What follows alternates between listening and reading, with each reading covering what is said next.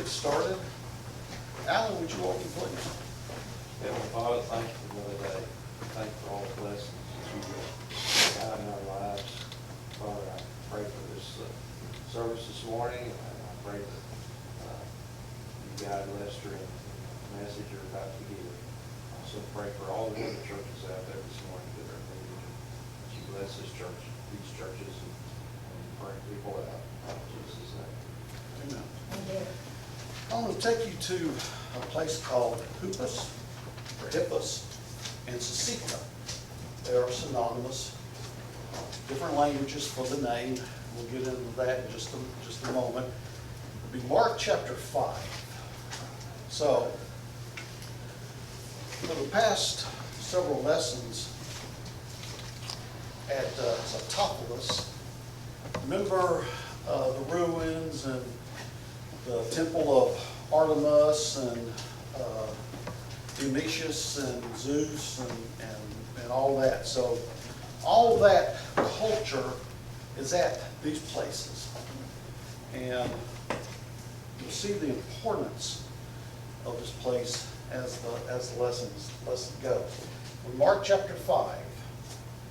So this is more than just what meets the eye. When you read it, Jesus goes across the Sea of Galilee to the shore. The demonic guy meets him, heals the demonic, then he goes off. I want to give the background to that this week. That way you can see much more of what that narrative is. We'll talk about the narrative next week. But to really appreciate it, you need today. So that's what I want to do. I'm going to set up Mark chapter 5 today. So there we have our Decapolis cities. Hippus is up at the top and is right there where the purple bouncy was. It's right at the Sea of Galilee, and it is the smallest of all the Decapolis cities. So when you see that picture, or if you go to Cytopolis, I mean, it's just eye-popping. I mean, it'll just knock your socks off. Well, Hippus had all that, but it's mostly gone now. I mean, it hasn't been excavated archaeologically as extensive as the others, so they still got to find a lot of stuff there. But everything that you saw at Cytopolis, the theater, the gymnasiums, the baths, the temples, and all that was at Hippus, because that was the Greek culture, that was Hellenistic culture. Okay, so if you're in Mark chapter 5, back up just a little bit. You look at 4:35. Somebody read that, please. And the same day when the even was come, he saith unto them, Let us pass over unto the other side. Whoa. Let us go to the other side. Let us go to where all that you saw at Cytopolis. Let's go there. Now, if you were a good Jew, you would not darken the doors of that place. You wouldn't want to go to the temple of Demetrius.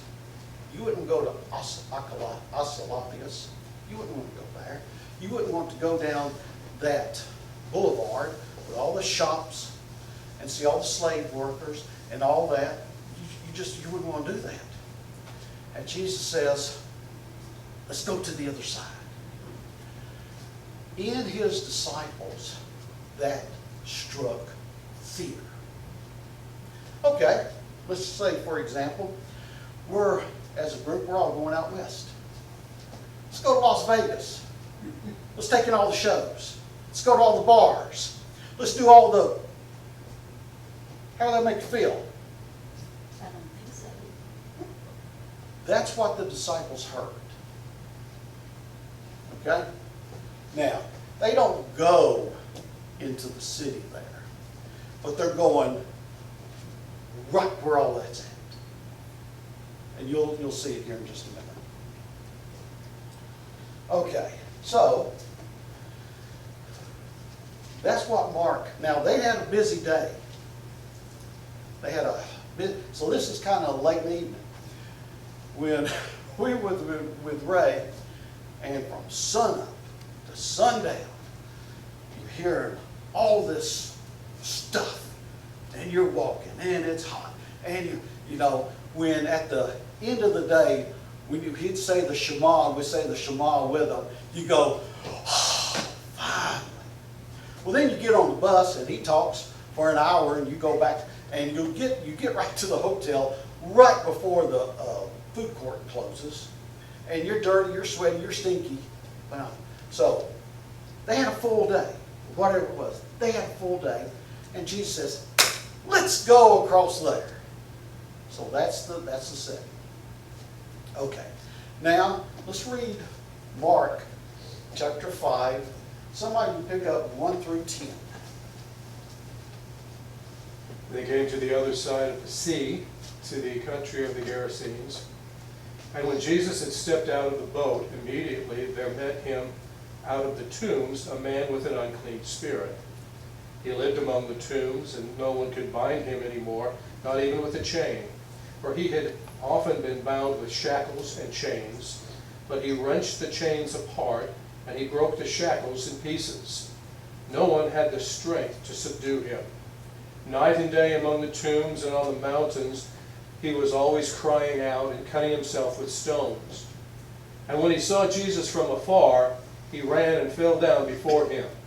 And crying out with a loud voice, he said, "What have you to do with me, Jesus, Son of the Most High God? I adjure you, by God, do not torment me." For he was saying to him, "Come out of the man, you unclean spirit." And Jesus asked him, "What is your name?" He replied, "My name is Legion, for we are many." And he begged him earnestly not to send them out of the country. If somebody can read the rest of the section of verse 20, please. A large herd of pigs was feeding on the nearby hillside. The demons begged Jesus, "Send us among the pigs, allow us to go into them." He gave them permission, and the evil spirits came out and went to the pigs. The herd, about 2,000 in number, rushed down the steep bank into the lake and were drowned. Those tending the pigs ran off and reported this in the town and countryside, and people went out to see what had happened. When they came to Jesus, they saw the man who had been possessed by the legion of demons sitting there, dressed and in his right mind, and they were afraid. Those who had seen it told the people what had happened to the demon-possessed man, and told about the pigs as well. Then the people began to plead with Jesus to leave their region. As Jesus was getting into the boat, the man who had been demon-possessed begged to go with him. Jesus did not let him, but said, "Go home to your family and tell them how much the Lord has done for you and how he has had mercy on you." So the man went away and began to tell in the Decapolis how much Jesus had done for him, and all the people were amazed. Okay. We make this comment before I go further with the demons. The demons do not want to go back to where they came from. Yeah. The demons do not want to go back to, if you want to call it hell, you want to call it Sheol, you want to call it Tartarus, you want to call it whatever, Hades, whatever. They do not want to go back there. That shows you how bad that is. Okay, so just keep that in mind. Background information. Okay, look at the first verse. Look at the first verse. See if you have any footnotes in your Bible. If you have any footnotes about concerning that first verse. Any footnotes in your margins? Well, yeah, I just do too, yeah. about the name of it. Yes. Okay, we're going to talk about the name. What does it say about the name?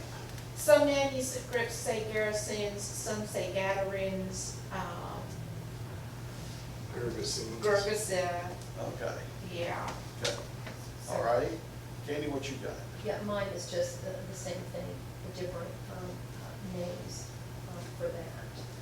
Tell me you got the New King James or King James? Yes. What place is it called there? Gadarene. Gadarenes? Okay. So you got numerous names. We'll talk about here in a minute what that is. Okay, you got the same corresponding story in Matthew chapter 8 and Luke chapter 8. It's real easy to remember. Anyway, we're not going to go to Luke because Luke corresponds very closely to Mark. But I'm going to go to Matthew where he's summed up there. And Matthew has this passage. And when he had come to the other side of the country of the Gadarenes, 2 men, demon-possessed, met him as they were coming out of the tombs, so exceedingly violent that no one could pass by. Do you see a problem? I don't say a problem. Do you see a difference from Matthew to Mark's account? One and two. Okay? That's one of the issues. The other one we already talked about was the location. Okay, so Mark, Luke, 1 demon. Matthew, 2 demons. So if you just read a gospel, then you read another gospel, then you read another gospel, you're going to probably miss that little detail. If you look at them side by side, you will catch that detail. So, Wait, I'm confused. Demon-possessed Matthews. No, I'm not confused about that. That's Matthew 8:35. yeah. I don't have an 8:35. Me either. I don't either. Oh, people, maybe I've got the wrong reference. Yeah. Thank you, Candy, because I was just sitting here. I thought, and usually if Okay, there's something they 28. say could Excuse be me. from a different manuscript. 8:28. Right. It's 28. 28, okay, thank you. I just wanted to verify. There it is. That was the test. You passed the test. Okay. Matthew 8:35. 28. 28. I failed the test. Okay. Don't believe everything you see on the screen. Okay. It's just a typo. But Those typo, computers do that. typo, exactly. I had That's it, 28 there. exactly. Now, but okay, so you read 28, and you see 2 men. Mark has 1, okay? We're on the same page. Yes. Okay. So, talk about the issues. So, there they are. The Gadarenes, Gergesa, Gareb, I mean, it's all there. And then the number. Okay. Thoughts on 2 verses 1.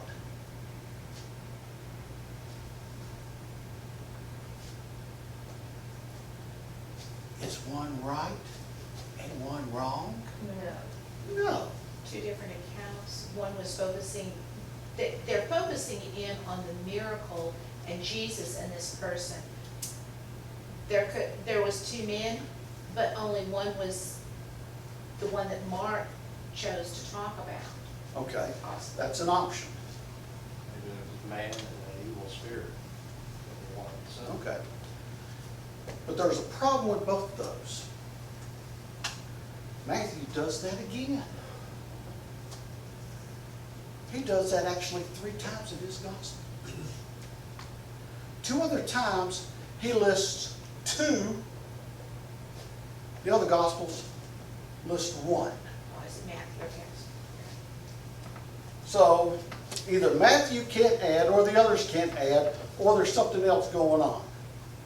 Let's see if there's something else. So when you see this, I'm bringing this out because the devil likes to go, "Eh, eh, eh, eh, eh."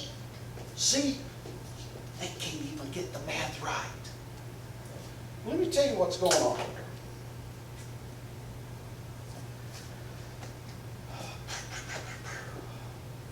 In Matthew's account, he's got 3 places where he's got 2 verses 1. The other one is in Matthew 22 blind men. Jesus is in Jericho, he's leaving, and 2 blind men there. Other accounts, other gospels have 1. The other one is Jesus riding on a donkey. Matthew says he's got 2, the other gospels say 1. Okay, So, let's look at the options. There's one there. Matthew says two there, so there's an error. That's not valid. That's not valid. Strike that one, okay? That don't work. Okay, there's two there. They're only concentrating on one. Possible. I don't like that explanation. That just don't cut it. There's a third explanation. Matthew is saying, when you've got two demons, personally, there's only one there. Matthew's saying there's two. You and I are that other person. I'm inviting you into this story. When Jesus traveled across that sea to heal that person, he traveled from heaven to here to heal you. Well, I'm not that demon person. Well, you need to read what Scripture says we were before we became saved. We were. Matthew is inviting you into that story. When Jesus is leaving Jericho, he's about a week before his crucifixion. Son of David, heal! We were that other blind man. Matthew's drawing us into his narrative. You're that other person. When Jesus gets on that one donkey, there's only one.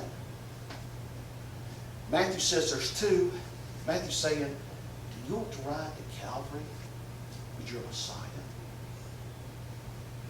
Do you want to travel that road that he's going to travel for you?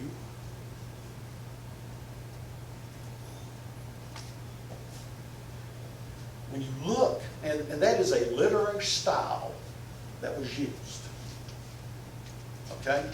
So, Are you saying that it could be two because Matthew is talking strictly to a Jewish audience where Mark no, is emphasis? no. Okay. There's only one. Matthew is using a literary style to invite the reader into the story. You're that other person.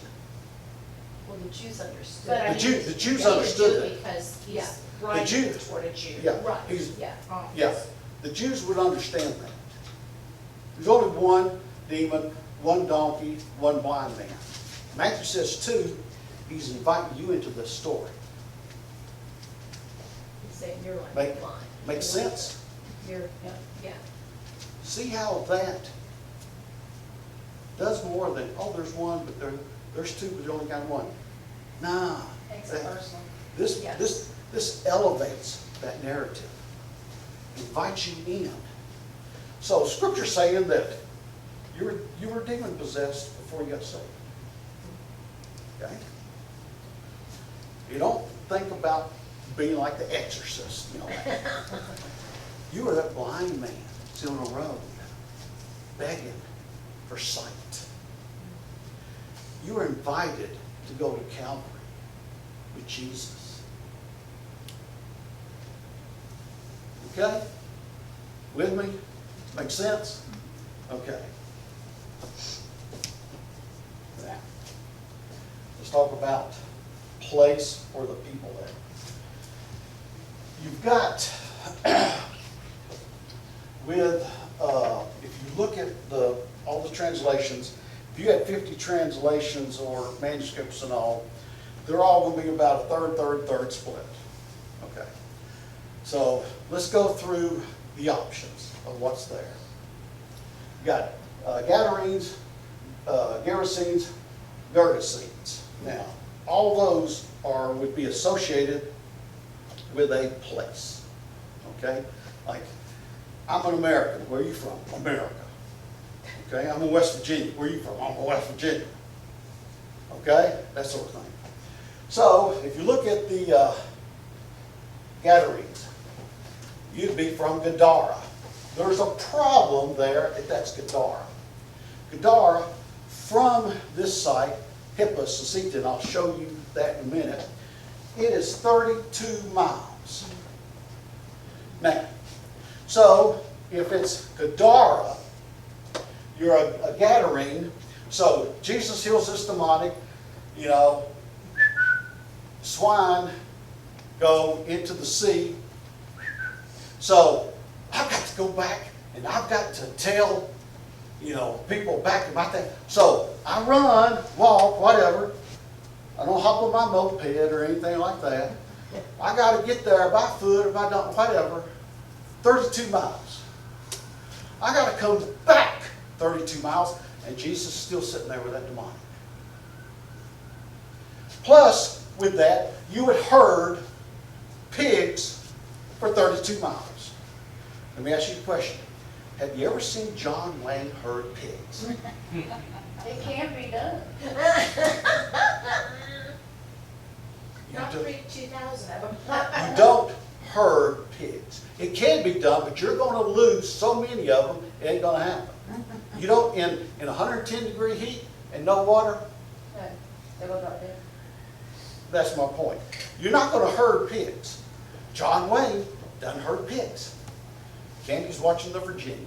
And the episode I popped in on, they were having a cattle Cattle drive. drive. You do not have a pig drive. John Wayne does not herd. Okay, I know. Oink, oink. John Wayne does not John Wayne herd does. pigs. You're right. Okay? So, possible, yes. Probable, nah, ain't gonna happen. Okay? Next one. Garrison. Yes. Yeah. That is 26 miles. So, same thing. Pigs go in, gotta go tell your landowner back there what happened to his pigs. Gotta go 26 miles. A marathoner run 26 miles in 2 hours and 15 minutes. Anybody up for that? Then I got to turn around, do the same thing, and I get back and Jesus is sitting there hunky-dory. Possible, not probable. Okay? Gergesa. There's not one place, and hasn't been found, never written about, called Gergesa. As of today, that place, it might exist, has not been found. In all the archaeological stuff and all the literature from that age, has not been found.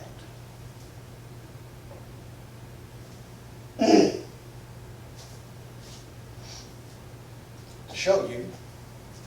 Now, because this is a problem for the location. This is a problem for translators. In my Bible, turn to your maps. Look under M. Turn to your maps. Find that if you got a map that shows in Jesus, the Palestine in Jesus' time. Look at the Sea of Galilee. That's mine. Look at the Sea of Galilee. That's the northern body of water. Look to the right. Do you see anything called Gergesa?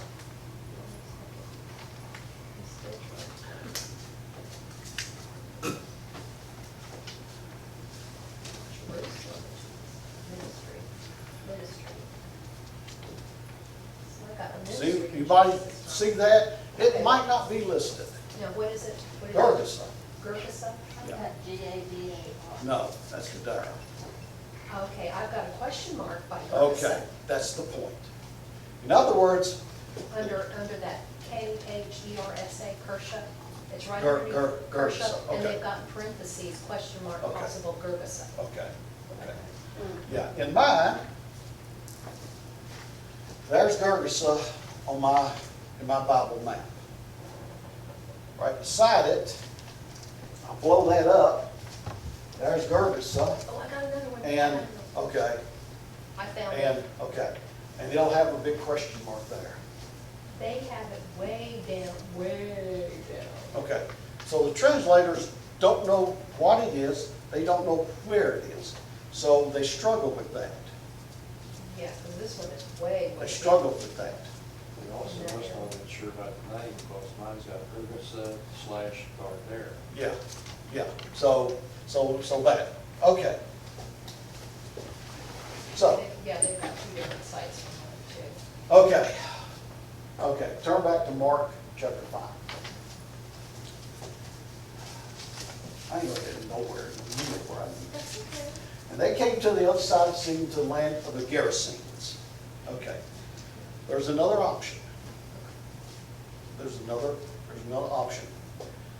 And I think this is the Bible option. Notice it says land. It doesn't say they went to Gergesa or Gerasa Or a city. or whatever. I forgot the third one. They didn't go to that. They went to the land. If you say, okay, I'm in the land of the free and home of the brave.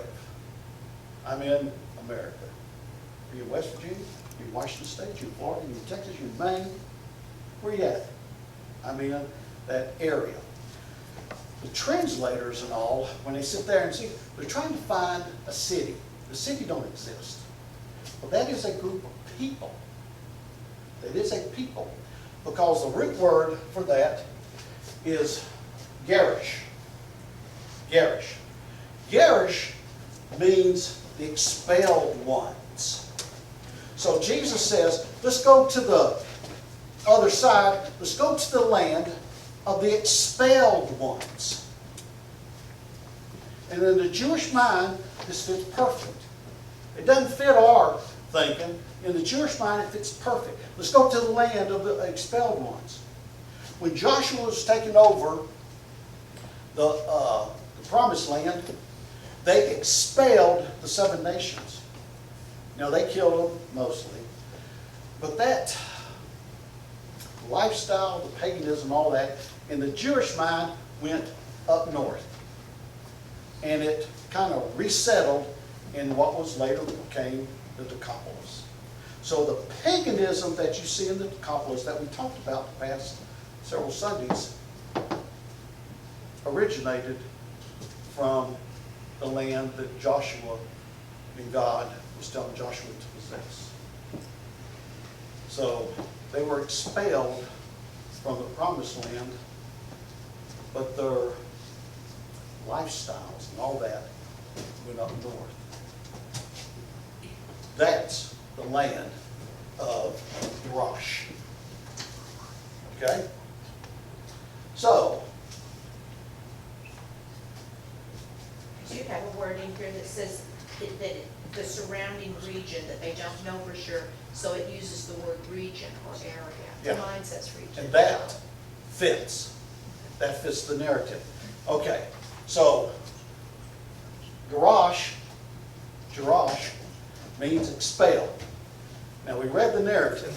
Now when you have that background, look at the big picture of this narrative. The demons try to expel Jesus. No. Jesus expels the demons. Then the townspeople want to expel Jesus, and the pig herders want to expel Jesus. The whole story is about expelling.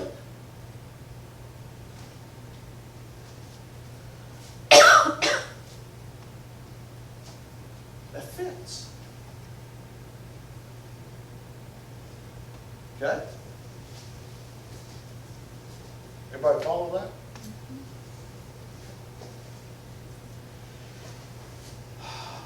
And they came to the other side of the sea, the land of the Gerasenes, verse 14. And those who treated them ran away and deported to the city and to the country and came to see what had happened. Okay, so there is a city near where that happened. The city name is not mentioned. But I've already told you the name. Hippos, and Sept, synonymous. So, when you see land of the Gerasenes, the land, the region of the expelled. But that city is something different. Don't read those as the same thing. It's two different locations. Okay, follow me? Okay. A city is called a polis.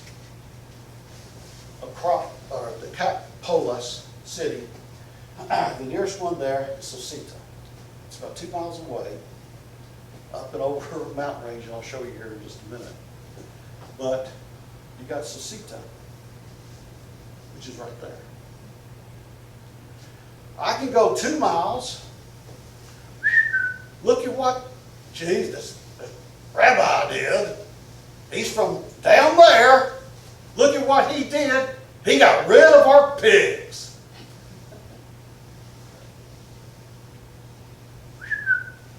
Go to them. 2 miles. Very, very, very feasible. An hour trip. Cast it into the sea. Go up, come back. You're going to find Jesus there talking to you. Okay? All right. Now let's visit Hippos Susita. Hippos is the Roman name, and that means horse. Okay? Susita is the Jewish name, that means mare of a pony. And it was mockery of the Roman name. If you're saying horse, oh, big Mr. Ed, horse. No. You're just a little pony, and besides that, you've got a girly pony. Okay? So that's the two names. Okay? So it's the smallest city of the Decapolis, and all that Hellenism had to offer was there. The Colosseum, the theater, the baths, where everything was done unclothed in the activities and all that. You had all the temples. You had all that there. You had that festival to Demetrius. You had all the shops. You had all of that there, just not on the grander scale at Scythopolis. And Scythopolis had 120, 150,000 people or so. Okay. Corinth had 500,000. Same thing, same Hellenistic. Ephesus had 750,000. Rome had 1.5 million people. So as you would go up in population, think of the grander scale of Hellenism. But everything that you saw in Scythopolis was here at Hippos, Susita.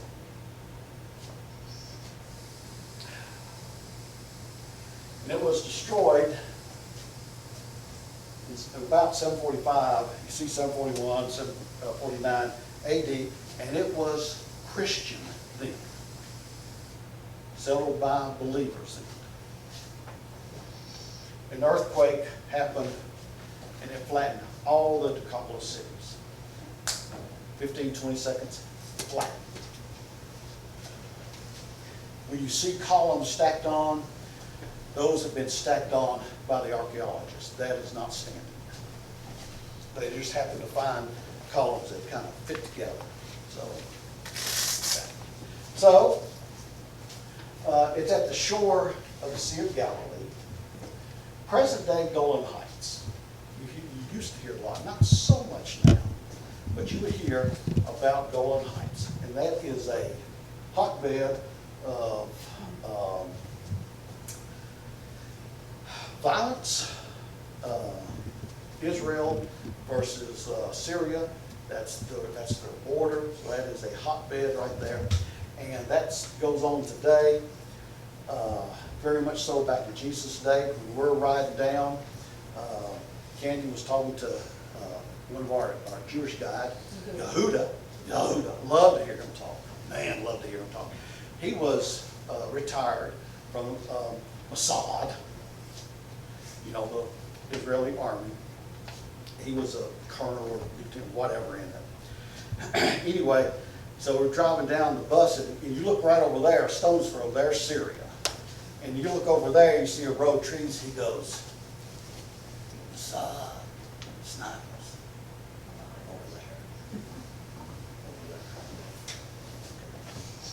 So Israel won this area from Syria back in 1967 in the 10-day war.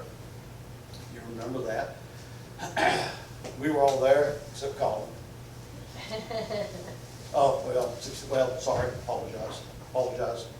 And so this is don't make me feel old. It's the setting for Mark chapter 5, and they were not dumb people. When you look at their buildings and columns and all that, and the carvings and all that, they're very sophisticated. And I'll show you a water system here in just a second. Very sophisticated water system. And so they, like I said, they had all Hellenism had to offer. The temples, the theater, gym, the Colosseum, the shops, the societal class. They didn't have any emperors. They didn't probably have equestrian, but they would have decurions there, the third class. They would have definitely all the rest. Okay, so when you're going up the path to Sept, because you had no idea what was there. See this sign there. So you don't have time to read the sign, because Ray's 100 yards out in front of you, and he's talking, so let's hear what our rabbi's saying. So I'll read it later in the picture. Well, when reading it later, I'm going to highlight that area right there. That area says, please follow these rules. Do not harm flora, fauna, inanimate objects. Do not pick plants. Use marked roads and trail only. Danger of landmines. And you're like, Danger of landmines. And I'm sitting there going, we read that after. yeah, read after. Then you'll see a sign like that on the way up. That you can tell. A narrow path that's about as wide as this. Narrow path, bobber on the other side. And so stay on the path. Stay on the yellow brick road. But it wasn't yellow, it wasn't brick. But anyway, so this is funny.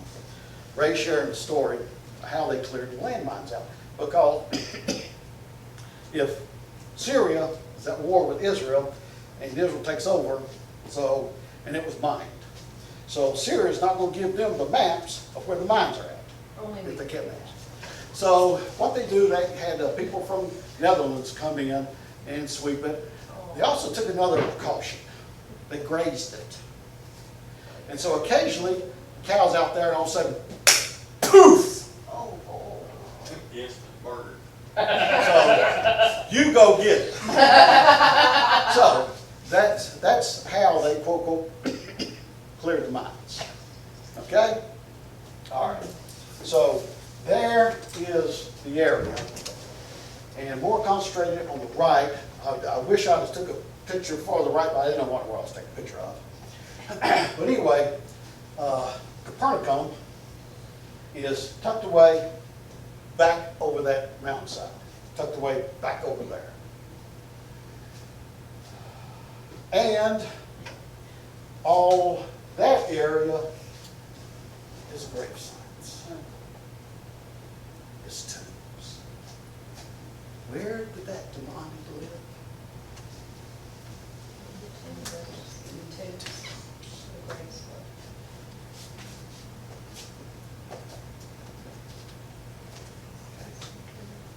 Now, there's a closer picture of the area.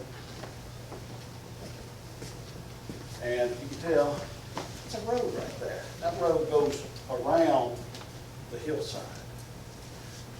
Unless the road or not that demon possessed guy was harassing people. You don't know. But you got a lot of things that fit together.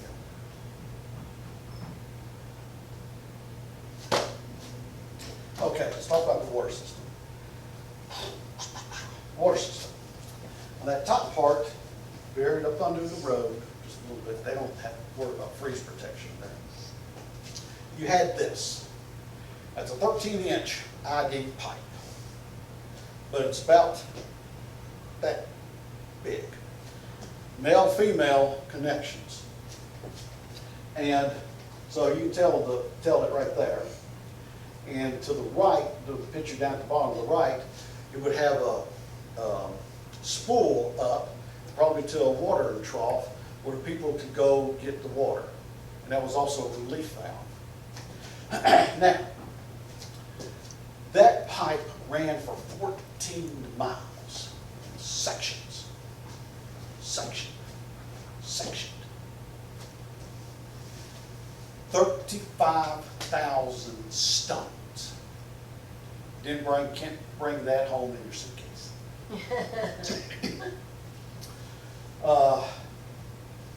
If one guy, a sharp chisel, hammer, take 3 to 4 weeks to build one of those, make one of those. Because you got to start with a chunk, you square it off, you got to make the fittings, you got to hollow it out in the middle. 35,000 of those for 14 miles. And this was back. And these people are dumb? Yeah, No. that's amazing. You think that would have been done a whole lot later, Now, but it wasn't. 14 miles of no pumps that just on grade and gravel, right? you're going to tote the water from the Sea of Galilee up. Now, okay, here's the question. Who did that? The slaves Slaves. that are 35% of the population. Do you think the slaves got to drink the water? Probably not. Who got to drink the water? Freed slaves? Romans, remember that? Those classes. Romans and the. So I make it. I can't use them. Okay. I'm gonna have to close with this one. Okay. I've got that. What's that? Let me tell you what it's not. That is not Goliath's earplugs. It is not.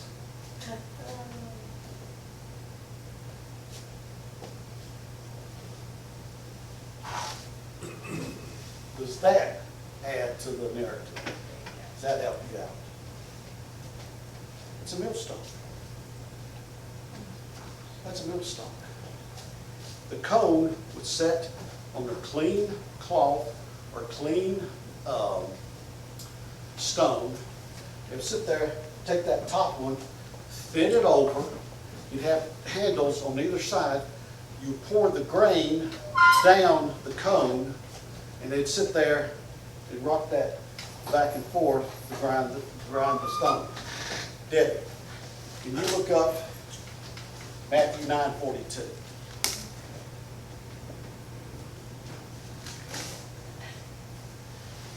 Excuse me. There I go. Mark 9:42.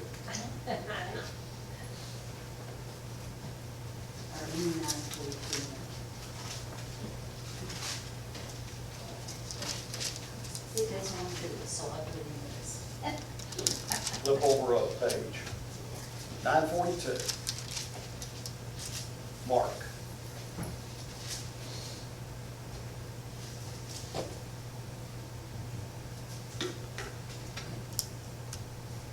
Okay. But if you cause one of these little ones who trust in me to fall into sin, it would be better for you to be thrown into the sea with a large millstone hung around your neck. That's what that right one is. Now, a chunk's missing. That's the millstone Jesus is referring to right there. You put a rope through that, tie that to your neck, and go jump into the Sea of Galilee. That's the image of that right there. Makes sense?